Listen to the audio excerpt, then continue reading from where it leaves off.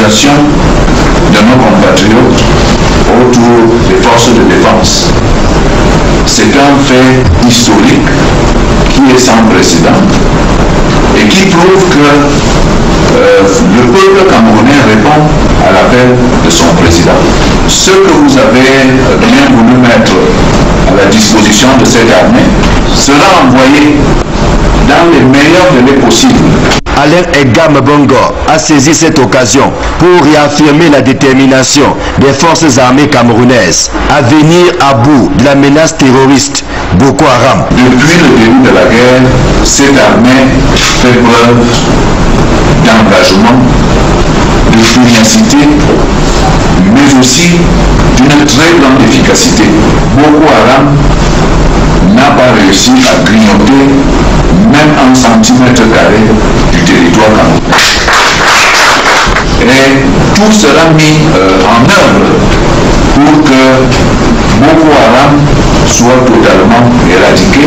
Cette assistance des chefs supérieurs du département des Bamboutos épouse la chaîne de solidarité montée par le gouvernement. Une chaîne qui commence à apporter des fruits. Et en soutien aux forces armées camerounaises déployées dans le Grand Nord, des milliers de Camerounais sont descendus dans la rue ce jour pour dire non à Boko Haram et rendre hommage aux soldats engagés dans la bataille contre la secte islamique. C'était au boulevard du Vermeer à Yaoundé dans le cadre de la grande marche dite patriotique, marche à laquelle ont pris part des personnalités de la République. Le compte rendu de Yannick Bazoua.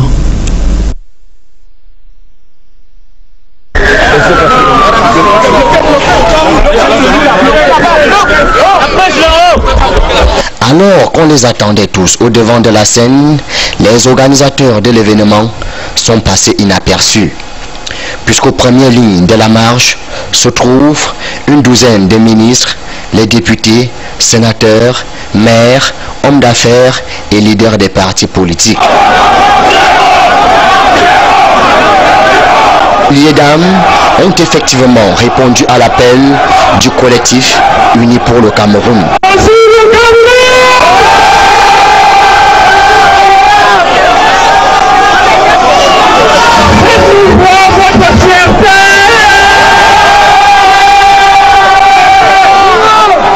Aux côtés du Cameroun, les pays amis et alliés.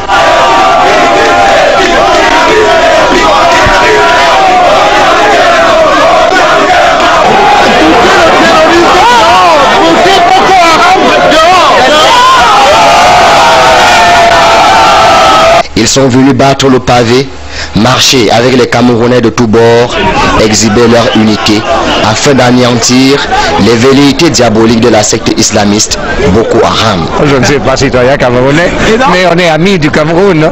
Et alors, je crois que nous sommes tous ici pour soutenir la démonstration de la solidarité avec nos amis camerounais. Mais je suis présente pour témoigner mon soutien et ma participation et ma solidarité, surtout avec le peuple du Cameroun, pour cet effort qui est en cours contre Boko Haram au nord du Cameroun.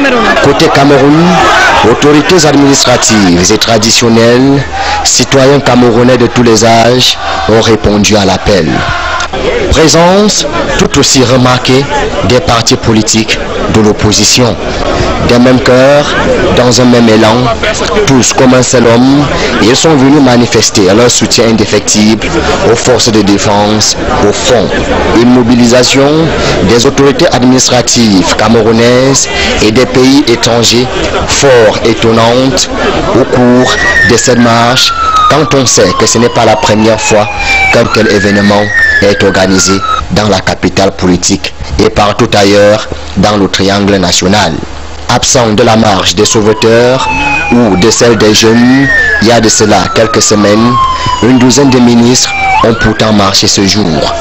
Une question se pose dès lors, que cache véritablement cette marche du 28 février 2015 ?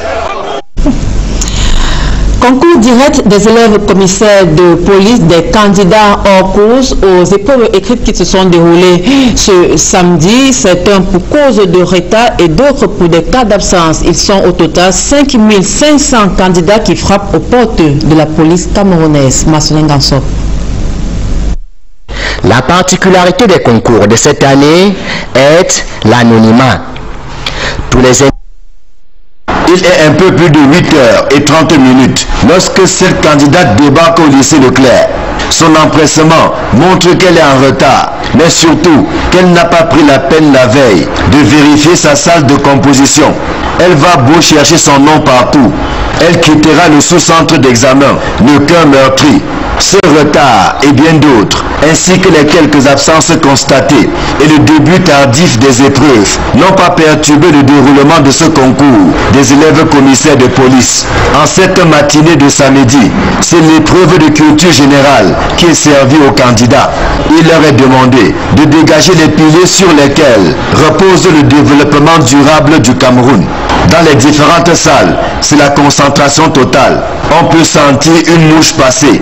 C'est à peine si les candidats se rendent compte de la présence du délégué général à la Sûreté nationale. Arrivé à 10h45, Martin Bagangele va visiter le secrétariat technique du concours ainsi que quelques salles d'examen.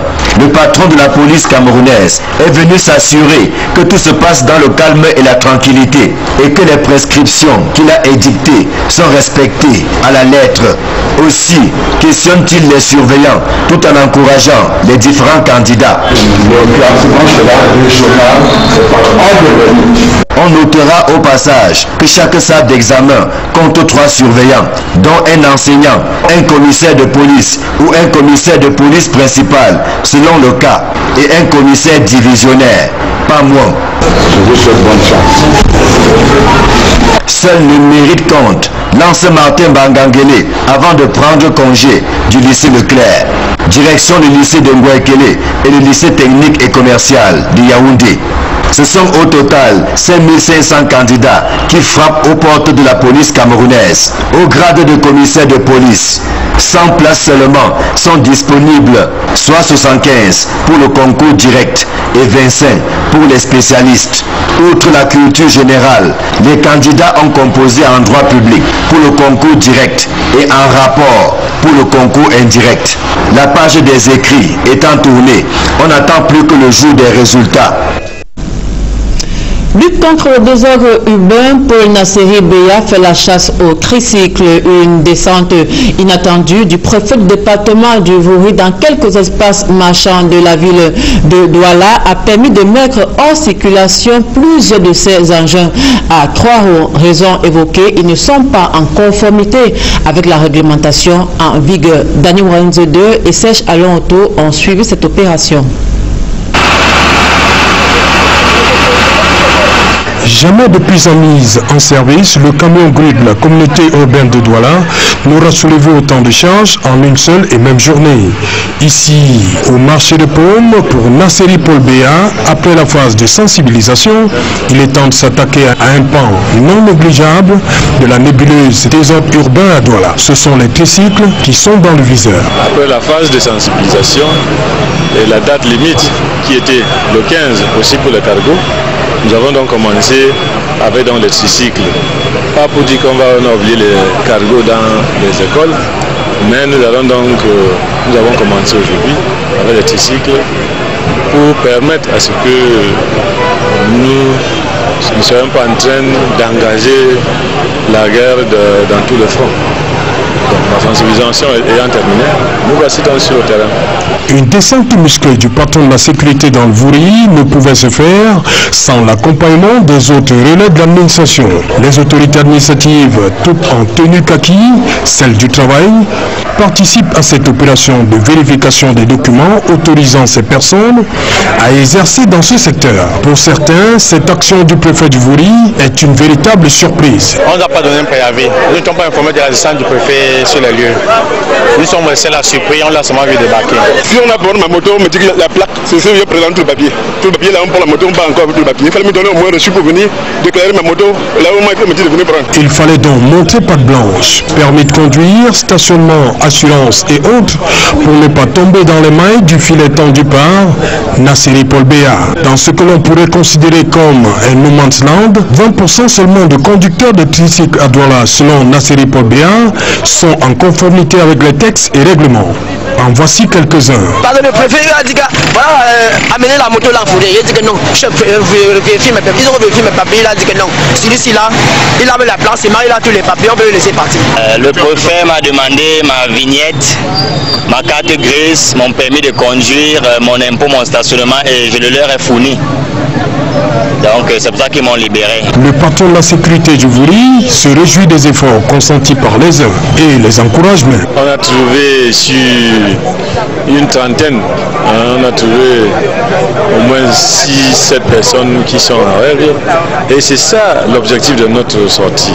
L'objectif c'est aussi de les encourager, de les qui servent d'exemple à d'autres qui sont en train de penser que nous avons tout simplement faire une campagne médiatique. Pour continuer la sensibilisation, Nasseri Paul Béa a une fois de plus réuni autour de lui les propriétaires des engins à 2 et 3 roues dans la salle de conférence de la préfecture du Vouri. Une information à caractère commercial au bas de la première partie de ce journal. L'association Koum-Menfo, entendez Rennes sans frontières, se dévoile au public. C'était à l'occasion de la première sortie officielle de ses membres qui s'est tenue dans la ville de Douala il y a quelques jours. Reportage.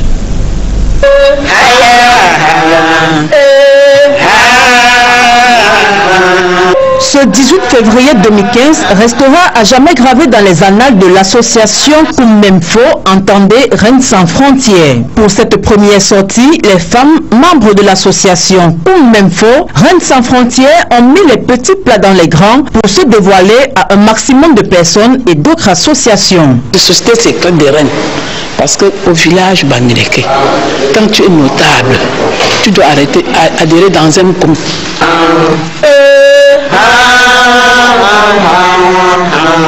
Par ce chant, Koum-Menfo illustre l'adhésion unanime des Rennes à une même cause, celle de faire valoir cette plateforme dont le but est de faire connaître leurs traditions, de créer un réseau d'échange entre les Rennes du Cameroun et même d'Afrique. Ceci par la promotion de leur culture et la participation aux actions sociales de leur village. Mettre un accent particulier sur nos valeurs traditionnelles, nos valeurs morales et faire en sorte que nos enfants aujourd'hui soient éduqués dans l'éthique de nos villages, qu'ils apprennent à parler leur langue parce que on apprend mieux lorsqu'on maîtrise sa langue. Un cahier de charges qui épouse la devise du regroupement, à savoir Menfo Nyamgon, socle de la paix sociale et du progrès. Un slogan de pointe qui a séduit plus d'une. J'aime les traditions, je les travaille, j'ai une base scolaire qui est l'histoire, donc en réalité c'est quelque chose que j'aime. J'aime les traditions et j'aimerais bien qu'on les pratique dans leur essence, c'est-à-dire dans ce qu'elles ont de constructif, d'essentiel pour nous. Koum-Menfo, brassage culturel, côtoyant tradition et modernité, se veut un véritable groupe de réflexion. Avoir une marraine, vous allez formuler votre demande et votre marraine va venir nous soumettre, on va l'étudier pour être intronisé dans sa chefferie. C'est le chef. Soit parce que vous avez posé des actions importantes dans le village, soit vous êtes parenté à la chefferie. Des femmes nobles de leur sagesse. Des critères qui traduisent aussi cette marque de soutien aux chefs traditionnels, d'où la présence effective à cette cérémonie.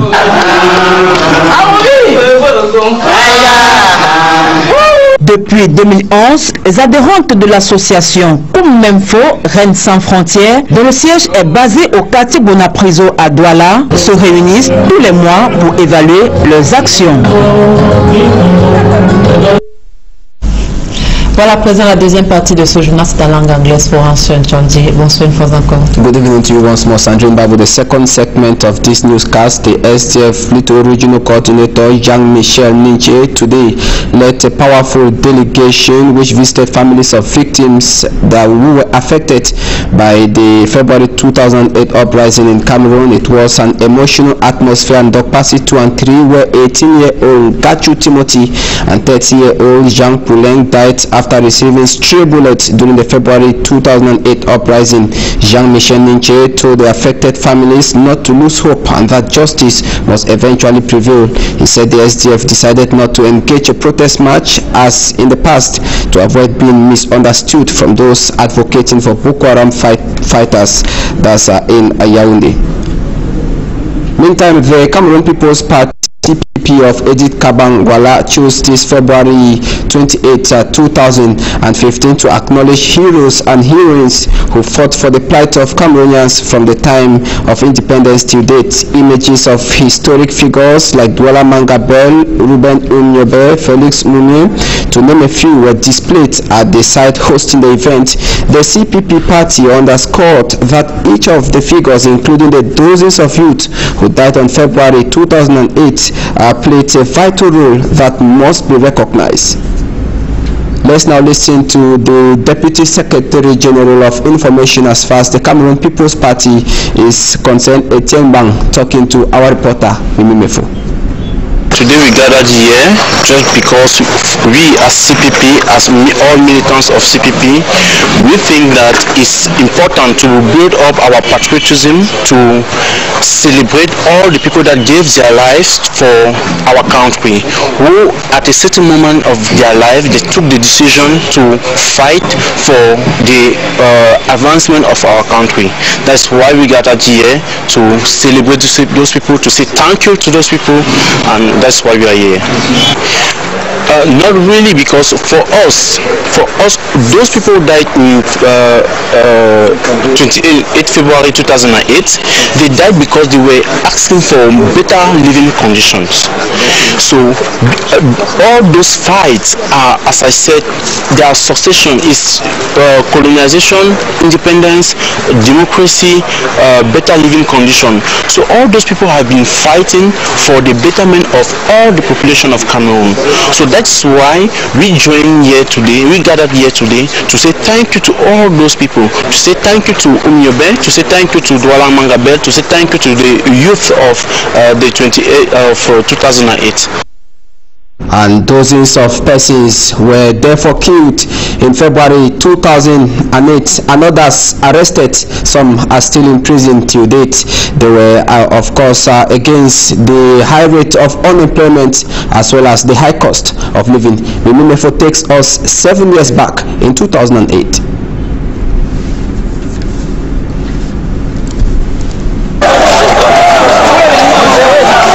From February 25th to 29, 2008, Cameroon witnessed one of its most violent demonstrations. Thousands of youths took to the streets opposing fuel price increase, poor working conditions, hunger, and high rate of unemployment.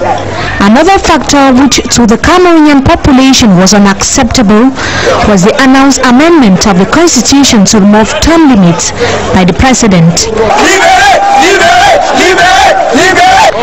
The chaos hit the country's major cities like Yaoundé, Douala, Bamenda, and the west and south regions. The most violent day of the protest was February 25th, when circulation of vehicles were halted, cars and properties set ablaze, and major roads and bridges blocked. In an attempt to quell the angry population, the government sent troops to restore order, who used tear gas and water cannons to disperse the striking population.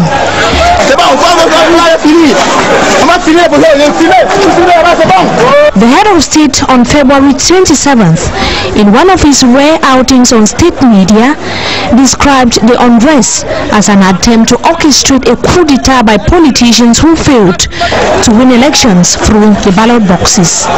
President Paul Biya announced that the prices of petrol were dropped by 6 francs per litre and that the duties paid on basic commodities will be suspended starting April 1st that year. But despite calls for unrest to stop, violence had already gotten out of hand. The government of Mr. Biya put the number of deaths to 40 and maintained that about 1,600 people were arrested. These figures were opposed by human rights organizations who declared that more than 100 people lost their lives in the protest and that over 2,000 people were apprehended. It up to date remains unclear the exact number of deaths that were recorded. The general fear that gripped the Cameroonian population lasted for over a week, and it was by March 8th that a tentative calm returned to the country.